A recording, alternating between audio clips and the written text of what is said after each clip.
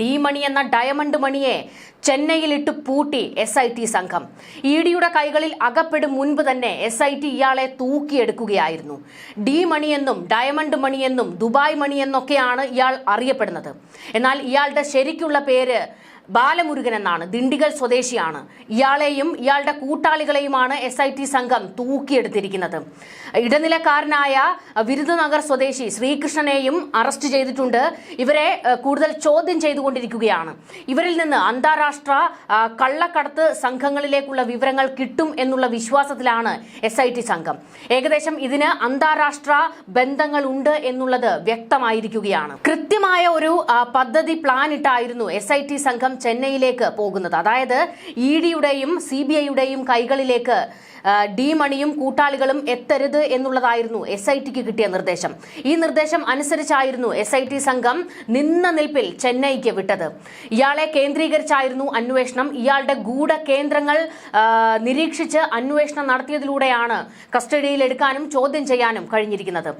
കഴിഞ്ഞ ദിവസം ഇയാളെ ചോദ്യം ചെയ്തതിൽ നിന്ന് നിർണായക വിവരങ്ങൾ കിട്ടിയെന്നാണ് ഇപ്പോൾ കിട്ടിയിരിക്കുന്ന സൂചനകൾ. ഇന്നും ഡി മണിയെയും സഹായികളെയും അന്വേഷണ സംഘം ചോദ്യം ചെയ്തുകൊണ്ടിരിക്കുകയാണ്. വിഗ്രഹങ്ങൾ മോഷ്ടിച്ച് കടത്തുന്നതിൽ പ്രധാനിയാണ്, സൂത്രധാരനാണ് ഡി മണി എന്നയാൾ. ഇയാൾക്ക് കേരളത്തിലെ പലരുമായും ബന്ധമുണ്ട്. മുൻപ് നമ്മൾ കേട്ടിരുന്നു ഇയാൾ തിരുവനന്തപുരത്ത് എത്തിയെന്നും ചില രാഷ്ട്രീയക്കാരുമായി ചർച്ചകൾ നടത്തി എന്നൊക്കെയുള്ള വിവരങ്ങൾ. അതിന്റെ ഒന്നും കൂടുതൽ സ്ഥിരീകരണം വന്നിട്ടില്ല. എന്നാൽ ഇയാൾക്ക് കേരളത്തിലുള്ള വലിയൊരു സംഘവുമായി ബന്ധമുണ്ടായിരുന്നു എന്നുള്ളത് വ്യക്തമാകുകയാണ്. ഇപ്പോൾ പുറത്തു വന്നിരിക്കുന്ന ഒരു വിവരം അത് കേരളത്തെ പോലും ഞെട്ടിപ്പിക്കുന്നതാണ്. ശബരിമലയിൽ മാത്രമല്ല ഇവർ കൊള്ള നടത്താൻ പദ്ധതിയിട്ടിരുന്നത്.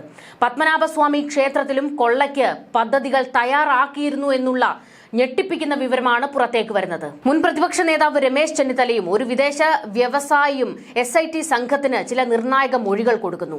ഇഞ്ചക്കലിലെ ഓഫീസിലെത്തി. ഇതിനുശേഷമാണ് ഡി മണി എന്ന പേര് ഈ വ്യവസായിയിൽ നിന്നും SIT സംഘത്തിന് കിട്ടുന്നത്. ഇതോടെയാണ് തിടുക്കപ്പെട്ട് ഡി മണിയെക്കുറിച്ചുള്ള അന്വേഷണത്തിലേക്ക് SIT സംഘം കടക്കുന്നത്. ഇതിന് ബദലായി ഇഡിയും എൻഫോഴ്സ്മെന്റ് ഡയറക്ടറേറ്റും മറ്റൊരു വഴിക്കൂടെ ഡി മണിയെക്കുറിച്ച് അന്വേഷണങ്ങൾ നടത്തിയിരുന്നു.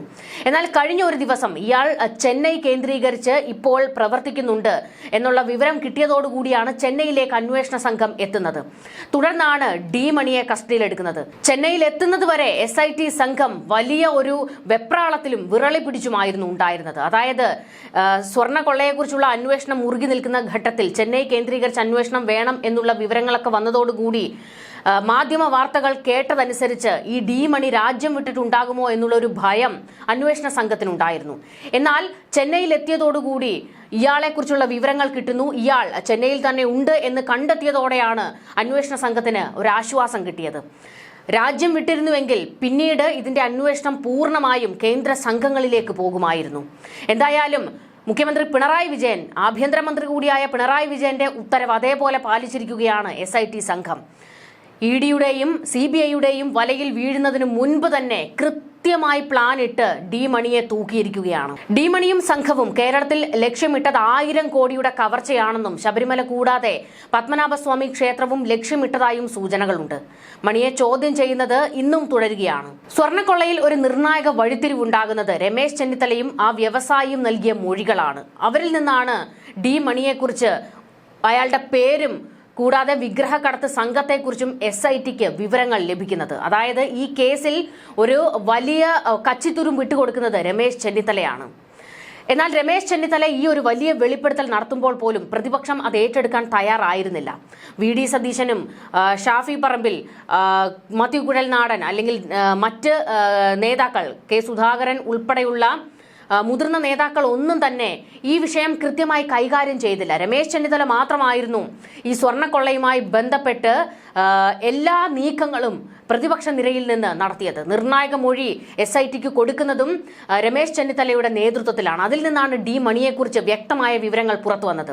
ഇപ്പോൾ ഈ ഡി മണി SIT സംഘത്തിന്റെ വലയിലെന്നറിഞ്ഞതോടുകൂടി ഇപ്പോൾ പ്രതിപക്ഷത്തെ നേതാക്കളെല്ലാം അങ്ങ് ഉണർന്ന് പ്രവർത്തിക്കാൻ തുടങ്ങിയിട്ടുണ്ട്. ഞങ്ങളാണ് സ്വർണ്ണക്കൊള്ളയിലെ കള്ളന്മാരെ പുറത്തു കൊണ്ടുവരാൻ പ്രവർത്തിച്ചത് എന്നൊക്കെയാണ്. ഇതിന്റെ കൃത്യമായി ഇത് ക്രെഡിറ്റ് കൊടുക്കലൊന്നുമല്ല. എങ്കിൽ തന്നെയും ഈ മൊഴി കൊടുക്കുന്നതിന് വേണ്ടി ശക്തമായി നിന്നത്, മൊഴിയെടുക്കാൻ SIT സംഘം തയ്യാറാകാതെ കിട്ടാതിരുന്നപ്പോൾ പോലും ഞാൻ മറ്റ് മാർഗം സ്വീകരിക്കും, ഹൈക്കോടതിയിലേക്ക് പോകും എന്നുള്ള ഒരു തറപ്പിച്ച നിലപാട് രമേശ് ചെന്നിത്തല എടുത്തതോടുകൂടിയായിരുന്നു തിടുക്കപ്പെട്ട് SIT സംഘം രമേശ് ചെന്നിത്തലയുടെ മൊഴി എടുക്കുന്നതൊക്കെ. അതൊക്കെ നമ്മൾ കണ്ടതാണല്ലോ. എന്തായാലും ആ ഒരു മൊഴിയുടെ അടിസ്ഥാനത്തിൽ നടത്തിയ അന്വേഷണമാണ് ഡി മണിയെ തൂക്കുന്നതിലേക്ക് വരെ എത്തിയത്. സ്വർണം തട്ടിയെടുത്തതിനേക്കാൾ വലിയ വിഗ്രഹ കടത്ത് ശബരിമലയിൽ നടന്നുവെന്നാണ് മലയാളിയായ വിദേശ വ്യവസായി അന്വേഷണ സംഘത്തിന് മൊഴി നൽകിയത്. 2019-20 കാലങ്ങളിലായി 4 പഞ്ചലോഹ വിഗ്രഹങ്ങളാണ് രാജ്യാന്തര പുരാവസ്തു കടത്ത് സംഘത്തിന് വിറ്റത്. ഡി മണി എന്ന പേരിൽ അറിയപ്പെടുന്ന ചെന്നൈക്കാരനാണ് വിഗ്രഹങ്ങൾ വാങ്ങിയത്. ഉണ്ണികൃഷ്ണൻ പോറ്റിയായിരുന്നു ഇടനിലക്കാരൻ. ചെന്നൈ കേന്ദ്രീകരിച്ച് മറ്റൊരു ഇടനിലക്കാരൻ ഉണ്ണികൃഷ്ണൻ പോറ്റിക്കുണ്ടായിരുന്നു. അയാളിൽ നിന്നാണ് ഡി മണിയെക്കുറിച്ചുള്ള വിവരങ്ങൾ കിട്ടുന്നതും ഇരുവരും കൈകൊടുക്കുന്നതുമൊക്കെ. ശബരിമലയിലെ വിഗ്രഹങ്ങൾ കൊടുക്കാൻ നേതൃത്വം നൽകിയത് ദേവസ്വം ബോർഡിന്റെ ഭരണ ചുമതലയുള്ള ഉന്നതരാണ് എന്നുള്ള മൊഴിയും കൃത്യമായി ഇപ്പോൾ പുറത്തേക്ക് വന്നിട്ടുണ്ട്. 2020 ഒക്ടോബർ 26-ന് തിരുവനന്തപുരത്ത് വെച്ചാണ് വിഗ്രഹ കടത്തിനുള്ള പണം കൈമാറിയത്. ഡി മണിയും ഉണ്ണികൃഷ്ണൻ പോറ്റിയും ഒരു ഉന്നതനും മാത്രമാണ് പണം കൈമാറ്റത്തിൽ പങ്കെടുത്തത് എന്ന് മൊഴിയിൽ പറയുന്നുണ്ട്. ഡി മണിയെ കൂടുതൽ ചോദ്യം ചെയ്യുന്നതിലൂടെ ശബരിമല കൊള്ളയിൽ കളിച്ച ആ പ്രമുഖൻ പുറത്തേക്ക് വരും എന്നുള്ളത് ഏതാണ്ട് ഉറപ്പായി കഴിഞ്ഞിരിക്കുകയാണ്.